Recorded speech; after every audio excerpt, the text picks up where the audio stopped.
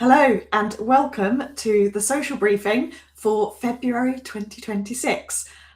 Please do say hello in the chat if you are watching this live on LinkedIn. I will keep an eye on the chat on my second screen. Any questions that you might have, any observations as we go through the session. I'm just going to dive straight in. So this is me, your host for today, Luan. This is the top of my LinkedIn profile, so please do feel free to connect with me if we haven't already, so that you can stay up to date with social media changes, but also the other work that I do in the world of social media. As you can see along the top, I have written a number of books. I will come back to that shortly. I'm a marketer by day, specialising in social media, working with a number of different clients, and then also spending some time teaching and training on the topic as well. Really pleased for you to be joining us today. The session is being recorded. It will be available via the same link straight after this session. And as soon as the session finishes, I will also drop a link to a PDF of the slides in the chat as well, so that you can access those. So, as we did last month, 3 parts to today's session. Industry insights to begin with. I've got some latest social media industry reports that I've picked out that I think are interesting, insightful, and worthy of a discussion and a deeper dive in your own time. I've got the links to share for those. We'll run through some updates from the individual social media platforms. There hasn't been too many this month, so I've just got a quick summary of a few of those, a couple of key ones that you will want to be aware of. And as a reminder, if you want to check out any of the updates, I curate them all onto my website. If you go to luanwise.co.uk, there is a resources drop down with social media news. They're all categorized by platform, and you can go in and have a look and dig in behind the headlines if you wish to. I mentioned books, so I'm really pleased today that I'm going to be joined by my co-author of the book that was released just last month at the end of January, called Marketing and Psychology. And Tom Bowden-Green is going to join us in about 20 minutes and share with you some psychology theories that social media marketers will find useful to know. So please do stick around for that, because there's quite a few that we've been working on for the past couple of years, and we've pulled out some that I think will make a real difference to your day-to-day work. So, industry insights. 3 things I wanted to share with you today. The first is the 2026, so it's a new report focused on social media content strategy. It's from Sprout Social, which you may be aware is one of the larger social media management tools. Many others are available. All the links here, you can download them for free afterwards, dive into all the data as well. I've picked out 2 or 3 of the slides to share with you today. And as a quick spoiler alert, consumers and marketers are not aligned in terms of what they're thinking and what they're planning to do this year, which is obviously quite a key concern and something as marketers that we need to reflect on, because ultimately, if we're trying to reach our audiences, we need to be where they are. So there's some good stats coming up. One of those stats, and a platform that we've talked about for a while on this webinar over the years, is Reddit. Reddit, even though it's 20 years old, has come into discussions more and more over the last 12 months or so, primarily because of AI citations and its role in that, but also as a place for brands to be engaging in real time. And part of that popularity of Reddit that is coming through is because of its authenticity, because it is real humans having conversations. So quite a mix of, it's useful for AI citations, but at the same time, there's no AI commenting and tools being used in there as much as on other platforms, so it still feels really human conversation. On the topic of AI, some new best practices have been published by the Advertising Association in terms of, if you are using Gen AI tools for your ads, your content creation, they've created 8 core principles for you to follow. And I think these principles are useful not just for your advertising, but maybe if you're working on your AI policy, your organic content, just some really robust thinking has gone into these principles. So if you've just joined us, I will share a link to the slides. I'm not expecting you all to lean forward and analyze and take in everything on the next couple of slides in terms of the charts, but I've pulled out two here from this Sprout Social report about social media content in 2026. And this first chart here shows which platforms do social media users plan to spend more time on in 2026. Along the top, we've got the icons for the different platforms. Really useful to see platforms such as Threads and Blue Sky coming into reports now. This one is Substack as well, increasingly popular for kind of email, subscription, newsletter content as well, potentially being seen as an alternative to longer form content on platforms like LinkedIn. So it's good to see that we haven't got just the usual Facebook, Instagram on these reports now. We've got more of a diverse insight to different platforms. The numbers here are all consumers along the top in terms of percentages, and then we have a breakdown by generations. And you can't see Tom on screen yet, but I know that Tom will be smiling about this, because as we wrote our marketing and psychology book, we had a lot of conversation around how relevant generations are versus age in terms of kind of science and practice as well. But the data is showing us some different trends. We know when we look at the profiles of the users of the different platforms, they are kind of sometimes skewed differently for different age groups as well. So we'll see this more as age groups rather than generational differences. But just to really highlight a couple of things to you here, if I just look at all consumers along the top, which platforms do social media users plan to spend more time on in 2026? 39% Facebook, 32% Instagram, 30% YouTube, 27% TikTok, 19% WhatsApp, 14% LinkedIn, 14% X as well, and so forth. So worth a look into this and seeing how this matches up with where you are and the platforms that you're using this year. Remember, this chart is users, but interestingly, this chart is which platforms do brands plan to spend their resources on in 2026. And it's very different to where our audience are saying they're going to spend their time. 71% on TikTok. Still high in terms of Facebook and Instagram. These platforms are still valuable. High, 57% on LinkedIn, 18% on X. So there's still some brands in here. Here, 49% on Substack, when it was in not even 20% for our users. So I think there's a few challenges here in terms of alignment. Maybe our brands are thinking forward and experimenting with new platforms, but I really think that this is a report and some charts that you might want to dive into after this session today. Because it also highlights, again, this is from the same report, I'm sharing the slides afterwards, what do marketers plan to prioritize this year versus what do consumers want brands to prioritize this year? Again, slightly different. Consumers are looking for human-generated content. They're looking for personalized customer service. They are looking for social commerce as well. So people still want to shop via social media. Audience engagement in small digital spaces. So not necessarily the big platforms, but kind of these communities, the more niche areas as well, and collaboration with other companies.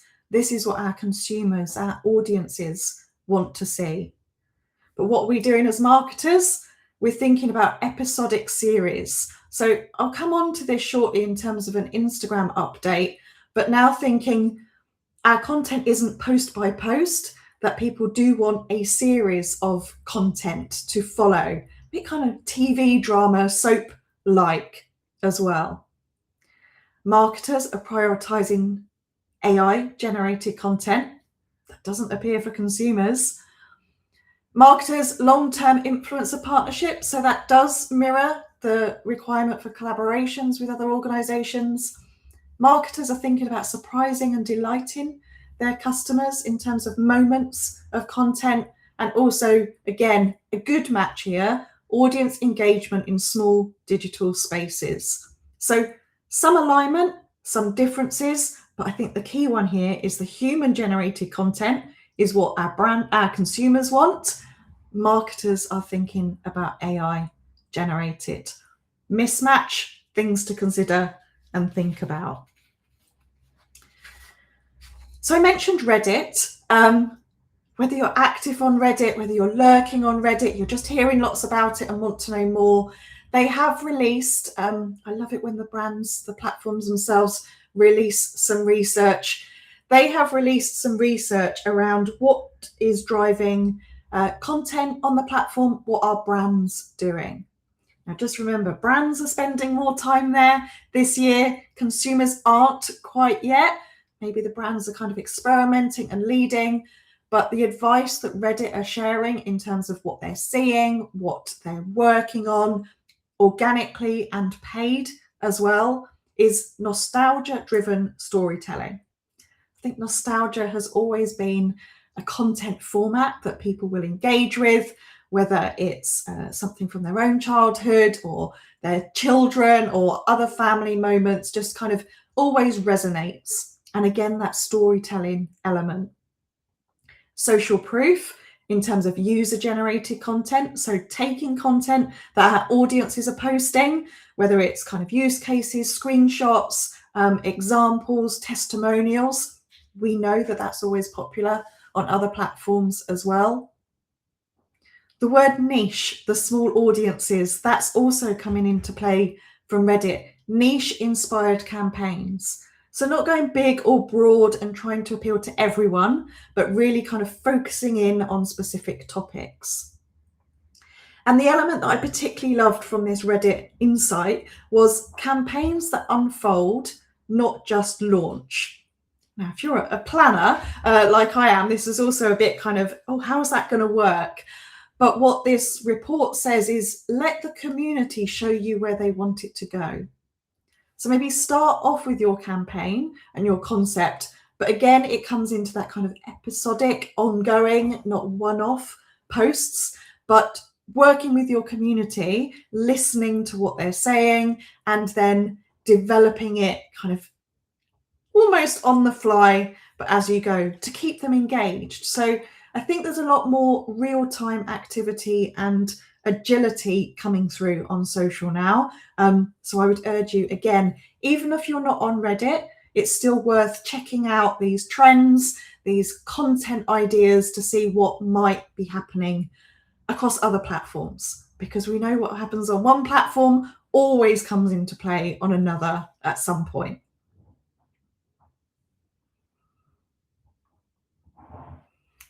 So again, I appreciate quite small. You may all be leaning in, leaning forward. The link is here. You can download these new generative AI advertising principles from the Advertising Association website.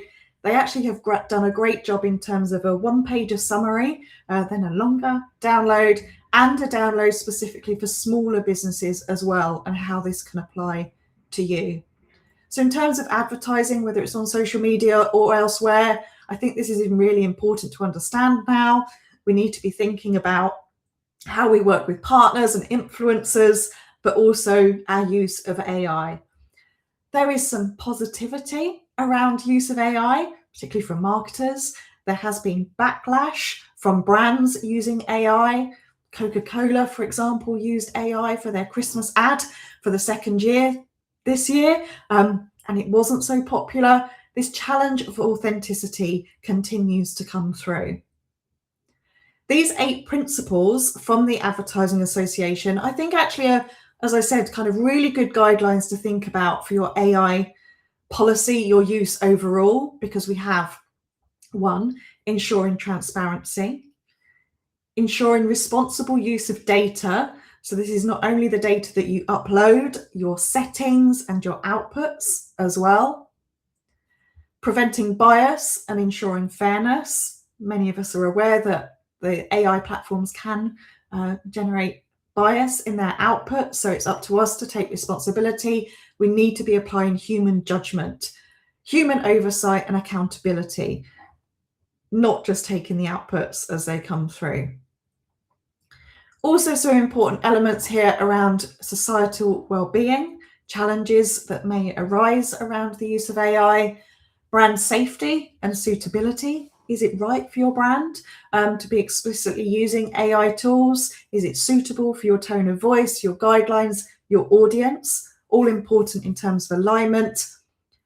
And then other key areas that are arising around the AI use conversation, environmental stewardship, and also just making sure that we continuously monitor and evaluate.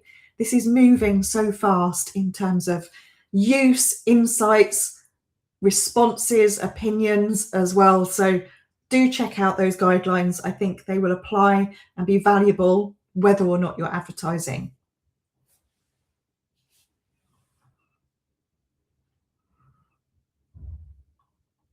Okay, let's look at some platform updates quickly. As I said, not too many this month. It's a shorter month anyway, but not too many coming through. But interestingly, back to how do the platforms monetize? Traditionally, it's been through advertising criteria, but we are seeing subscription models increase in this space. A few weeks ago, Meta launched ad-free subscriptions, $2.99 or $3.99, encouraging you to sign up as an option. They are shortly trialing and will roll out premium subscriptions across Instagram, Facebook, and WhatsApp. Remember, all part of the same family. We're seeing much more happen on WhatsApp and Threads now as well. This is a user subscription that will give more access to tools such as helping people create video using AI and additional features as well. One to watch. Will this roll out? Will people subscribe and start paying to use the platforms? We don't know. Also along the AI, so, again, we're still adding features. Facebook are adding new AI features, including being able to animate your profile photo and backgrounds on text posts. Still with Meta, in terms of Instagram, I mentioned the mini dramas, the episodic kind of content. It's been really popular on TikTok. I don't know if any of you go down the rabbit holes late at night watching TikTok and stories and try to go find second and third parts. Of course, once something is popular on one platform, we start to see it on another. So Instagram are looking to see how they can tap into that trend as well. I don't know whether it's relevant for your organization to think about creating a drama series, but it is, if we reflect on what Reddit have said as well, not just one-off posts and seeing how things can be a long-term narrative and tell stories. And evolve with your community and feedback as well. So a bit of a shift, I think, around content for 2026.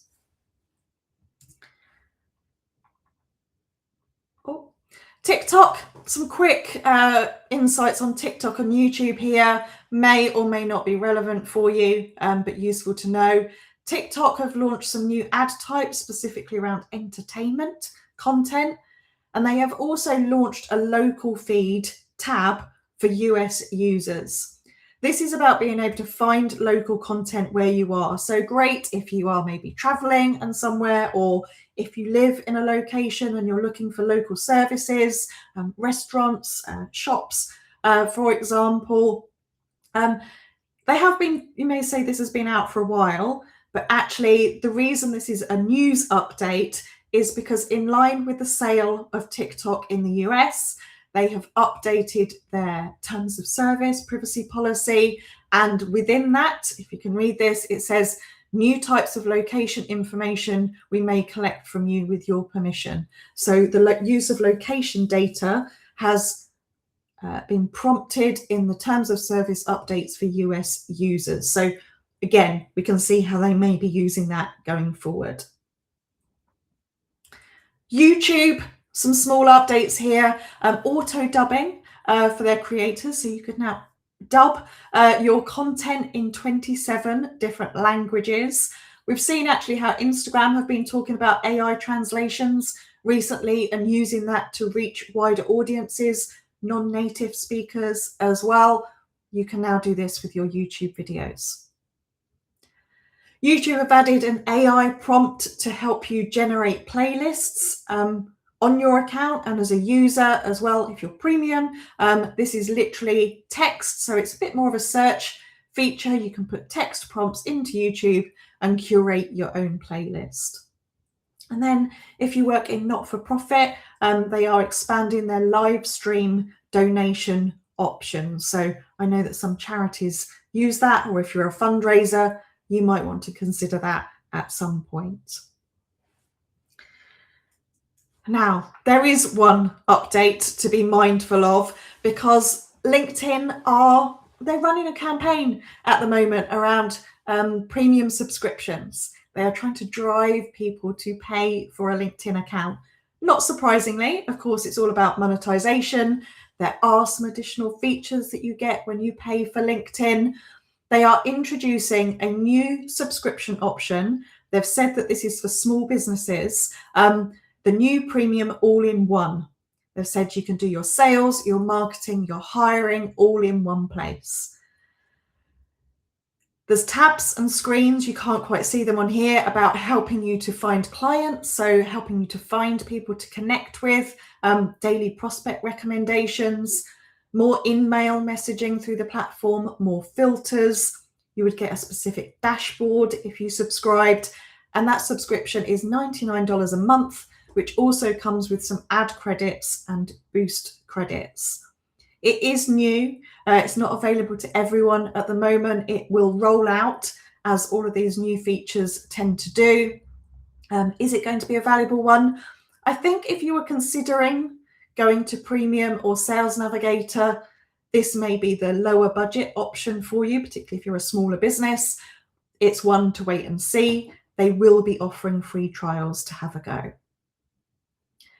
One more update from LinkedIn is that they are absolutely clamping down on spam, AI-driven content in comments, and scammy job listings as well, because unfortunately there's some fakes around those, and engagement pods. So all the activity that we dislike on LinkedIn, no one wants spam, no one wants AI-generated comments, which is just regurgitating your post back to you in a very robotic style, and engagement pods where people get together and all comment on each other's posts quickly in a way that, again, doesn't feel natural or human and is a bit of a hack. LinkedIn want value-added content and meaningful comments, so they are going to clamp down on that in terms of not showing it in, most relevant, but also potentially removing it altogether. So I'm sure you're not doing it, but it'll be good if we do see that removed from the platform. So, Tom, are you there? Let me add you to the screen. Hello, everyone. Great to be here. Delighted that Tom's joined us today. As you can see, we're pictured here together. We were both together in Bristol last month. For the last 2 years, Tom and I have been working together to write a book called Marketing and Psychology: How to Apply the ABC Approach. It's all about consumer behavior. Tom, I'll let you do your intro, but basically there's over 400 theories in this book that Tom has described the theory in his role, and we've worked together to then add real life examples, key questions on this, so that we can support marketers in practice. We are really pleased that we've had some great first reviews. We've been really busy on some podcasts. Some of you may know the Nudge podcast. We've actually appeared on 2 episodes so far, so please do check that out. And I'm going to hand over to Tom, who's just going to give you some insight into how we've structured the book and an insight into some theories that we think will be useful for you in your social media marketing activity.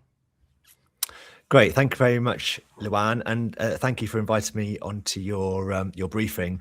I've been watching these for a long time, years, I think, probably since the beginning. So brilliant to be a face on the screen alongside you. So yeah, as Luan said, we've written this book, which is really about trying to provide marketers with lots of academic material that they can use to make a marketing strategy more effective. And in this case, we're going to talk about how it might apply to a social media marketing strategy in particular. Now, there are lots of theories that explain psychology, and we've tried to find those that we think are relevant to marketing. As Luan said, there are probably, by our estimation, at least 400 of them, probably more. I mean, hopefully one day we might do a second edition of the book and it might have 500 or 600, who knows? But the amount of literature is always expanding. Some of you might know that I publish a newsletter every week, which is summarizing some of the research from that previous week, and there's always new stuff out there. So what we've tried to do here is make it accessible, make that psychological theory accessible, because some academic papers are quite dense, they're quite difficult to understand, particularly when they've got stats in them. So we've looked at all the different theories that are out there and put them into different themes. And there are 8 chapters that focus on different areas of psychology and how you might apply those. And then we've actually broken down those chapters into sections of the book. And this is obviously a marketing funnel. There's a lot of debate around whether marketing funnels are still effective. I was at an event at Google this week, and they were talking about sort of the messy middle and the fact that people don't necessarily go through a marketing funnel in a linear way anymore. But I would say, and I think Luan would agree with me, that there's generally going to be a first point of contact. There's generally going to be a point where you find out about a brand for the first time, and there's going to be a point where you make a purchase. So there's still a journey from brand perception to choice, purchase, whether that's linear, whether you go backwards and forwards a bit, I don't know. And that might be different for different products, of course. Some things you buy straight away and some things you don't. Before you even get to brand perception, though, we would recommend, and I would advocate in most of the lecturing that I do here at University of the West of England, is that you need to think about the audience first and how they're going to then react to the brand perception and the choice that you offer them. And therefore, we've come up with this acronym ABC, nice and simple to understand, that we're recommending that you think about your audience psychologically. That's not necessarily just demographics, and obviously there are certain products which are going to be more applicable to your customers, and services that are more applicable in terms of demographics. But actually, if you want to be really intelligent about the way you engage them, think about what's motivating them, think about what sort of personality traits they might have, and also think about their social environment. Then introduce a brand to them. And there is research quite recent actually looking at different different psychological ways of persuasion can affect different personality traits. So doing that audience thing first is important. Then how do you introduce the brand? And then ultimately, how do you allow them to make a choice once they know what the brand is? So there's still kind of a funnel or a process anyway, from brand perception to choice, but think about the audience first. So ABC is hopefully a simple way of doing that. Simple, but it did take us several hours, if not days, to organize everything. So when you have so much content, it was very much a case of standing together in front of a whiteboard with lots of sticky notes, rearranging them and trying to find a structure that would be helpful for us in terms of the book, but also for readers of the book, users of the book to follow as well. So these simple things can sometimes take a long time. So to bring this to life, we've got a couple of examples, a couple of theories, 2 for A, 2 for B, and 2 for C. So what I'm going to try and do is just explain the concept, and some of these might be obvious to you. I'm always pleasantly surprised when people know about some of these theories, but also I don't assume that you do necessarily know all of them. So you introduce the concept and then think about how it might apply to social media specifically. So social proof is not brand new to our book. As you can see, Robert Cialdini talked about social proof in Influence, which is a very famous marketing and psychology book from 40 years ago, more than 40 years ago now. And social proof is the idea that when we're in a situation in which we're faced with uncertainty, we're not quite sure what choice to make, we often look at the people around us and make a choice based on what others are doing. So we follow the herd, in other words. So we look at the norms, look at social norms, and we need to see those proof points. So we look at maybe particular examples, case studies to see what we ought to do. So one example of this is when you get on a bus, and we were talking about this actually, Luan and I, recently, about how different it might be based on whether you're in London or whether you're outside of London, how people behave on buses. But generally, people get on a bus in this country, certainly where I live in Bristol, and they look down at their phone and start scrolling. Whereas we've got some Nigerian students at the moment, and they they were saying that in Nigeria, the first thing people do when they get on a bus is they turn to the person next to them and have a chat. So norms are different in different contexts, and we look for examples of what's normal in that particular place if we're on holiday or in a foreign land, for example, to see what we ought to do. This can obviously be applied by marketers. I'd be honest with you, I'd never heard of Frida McFadden until very recently. I heard her name raised on Richard Osman's podcast, Is That the Rest is Entertainment? And he was talking about what a sensation she is and how many books she's got. I think it's something like 3 books in the top 10 at the moment.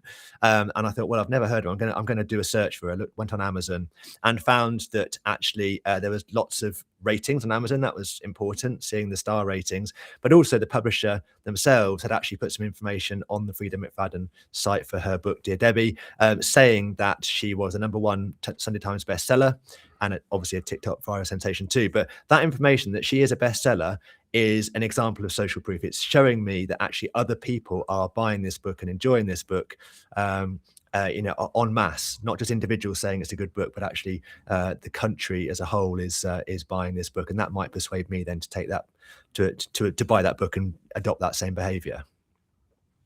So how might this apply then to social media specifically? Well, there was interestingly a paper on this. A colleague of mine, ex-colleague of mine, now works with these two at University of Tennessee, Matthew Pittman and Eric Haley, and they published a paper a couple of years ago now, actually showing that when we're busy on social media, we are affected by what we're viewing, and we actually pay a lot of attention to the post that we're viewing, and less attention, therefore, to the adverts in between those posts. So, and that's called cognitive load, when basically our attention is diverted and we're being distracted. And therefore, one way of getting people's attention, if you're an advertiser on social media in particular, is to make sure your advert has likes and comments, because that acts as a heuristic, as a shortcut as to whether you should pay attention to it or not. And they actually experimented with this, and they showed people posts in between their social media, posts that either had a small number of likes or a large number of likes. And they found that when the post had a large number of likes, people were more likely to pay attention to it because they used the likes as a heuristic for whether it was worth paying attention to. So this example I've got on the screen was actually one that was served to me. I'm quite into music production in my spare time. Never heard of SonarWorks, but I did pay attention to it, and obviously I've used it now in a presentation. And I paid attention to it because it had quite a few likes, not thousands. Some of your posts that you might be responsible for as marketers might have many more than this, but the fact that it had 300 reactions to it and lots of engagement made me pay attention to it. And I would guess that what they've done here is they've just boosted an organic post. They've got the organic engagement first, and then they've turned it into an advert rather than just advertising, in which case it probably wouldn't have had as many likes because people don't tend to like adverts. So it's something that you could probably use in your techniques too. Wait for the likes and the engagement and then turn it into an advert, because that social proof is likely to be persuasive. Which is increasingly hard because we know that behaviors online have switched a little bit from kind of public liking and public commenting into behind the scenes social sharing, saves and sends as well. So this isn't easy to get those likes and comments, but anything that we can do to have evidence of social proof on our content is always going to be helpful and valuable. Okay, B, got something for B. Yes. So some of you, again, will be familiar with this idea that there are potentially 2 ways of making a decision: a fast way of making a decision and a slow. In fact, Daniel Kahneman wrote a book called Thinking Fast and Slow. He wasn't the only person. He isn't the only person to talk about thinking fast and slow. There are other models out there. There's one called the elaboration likelihood model, for example, which is basically the same idea. I won't go into all of those. So sometimes, imagine in a supermarket, you pick up a tin of beans. You probably don't think long and hard around which tin of beans to buy. You just buy the one that you normally buy because maybe it's on sale and that might persuade you, or maybe it's just because it's a habit that you normally pick up the same brand. Other times, making a purchase of a car or a house, or even which university to go to, you do think long and hard.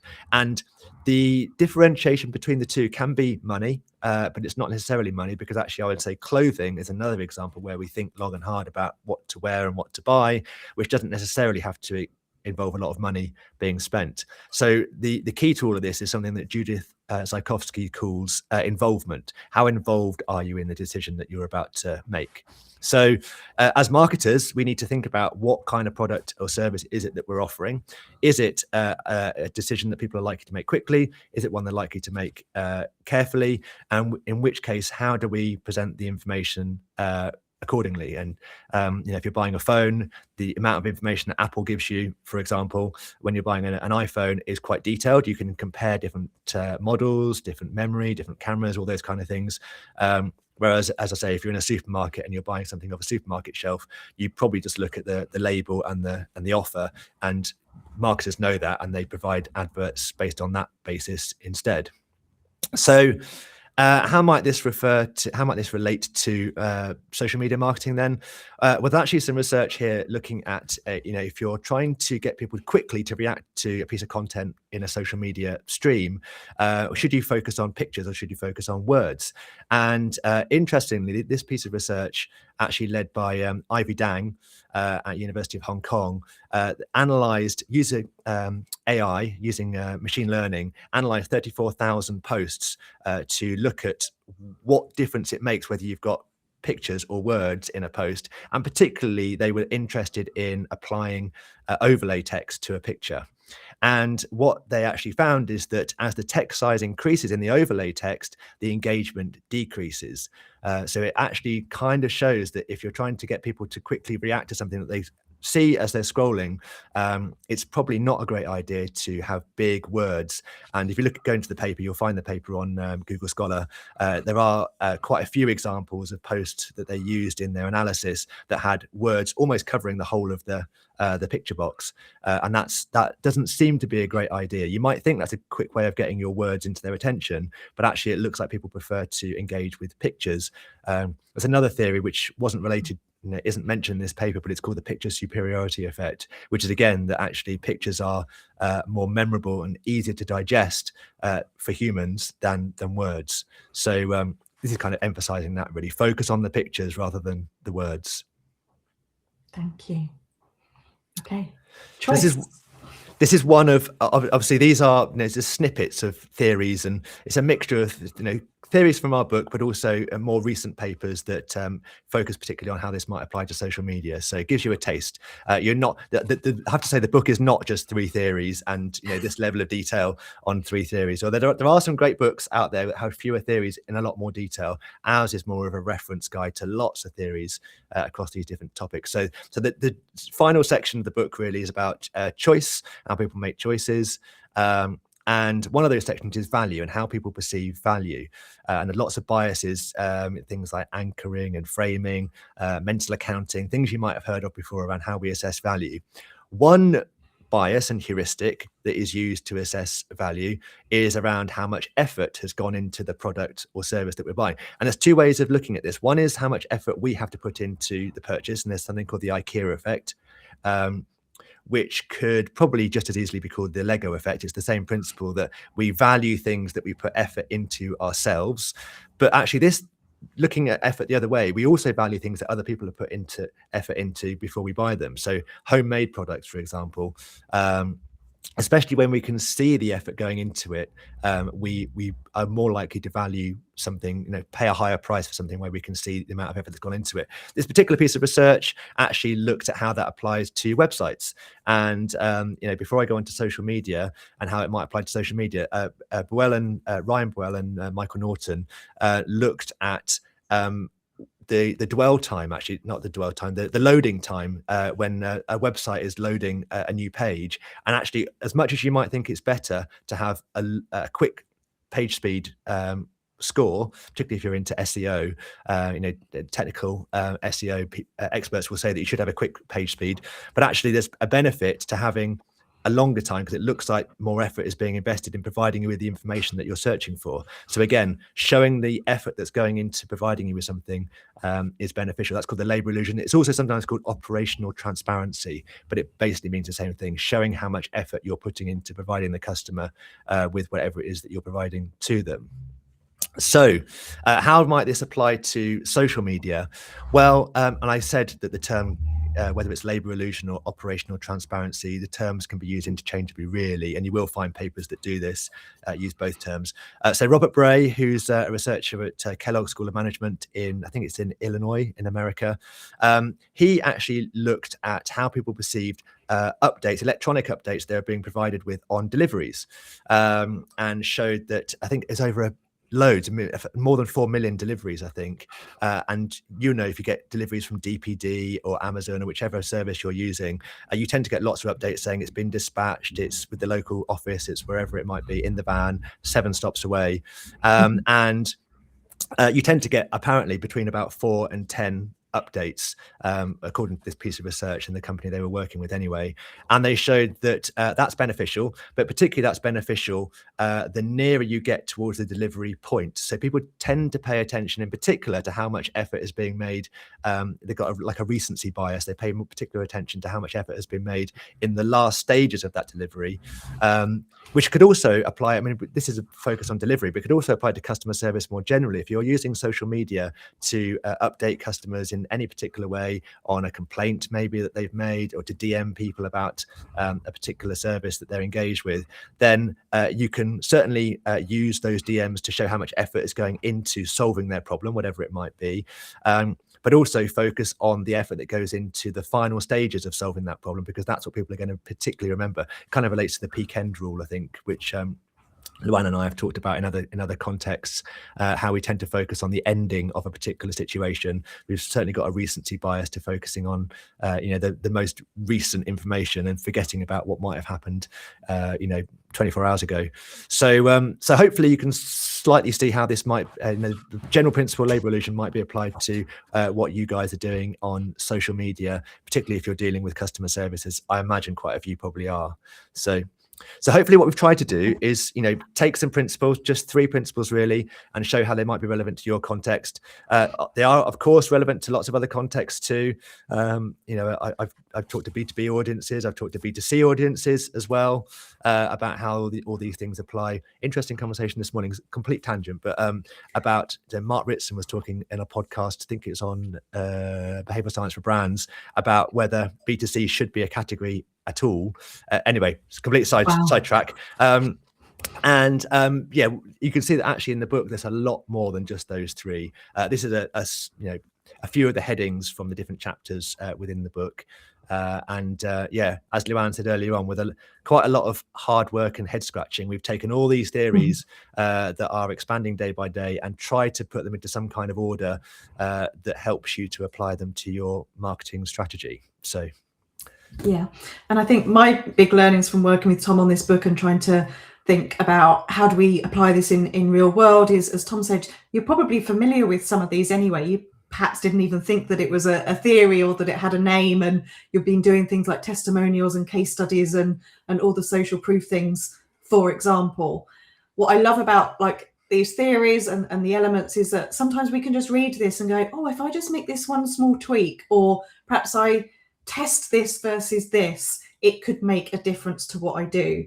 And we know that when we're working in social media and trying to continually improve or understand why one piece of content performs or why people have engaged with that, I think actually having some reflection on the academic theory and practice has been really valuable as well. So this isn't a book to read end to end. It's one to have by your side and dip in and out of. And if at any point you're thinking, how can I just make a small change to this? Is there a behavioral theory that might just make a small difference or help me make a bigger impact? So I hope by Tom joining us today, that's given people some insights and appetites for kind of that content strategy that I talked about at the very beginning from Sprout Social, about how what consumers want is not really aligned with what marketers are doing right now. So there's lots and lots for us to always think about, and layers. So thank you, Tom, for joining me today. It's been great to have you on this session. Thank you for watching, those who've watched it live. If you watched the recording, thank you as well. I will put a link to the slides in the chat shortly, and we will do this all again next month on the 26th of March. So you can go to my LinkedIn profile to find the link. You can scan it, you can type that in.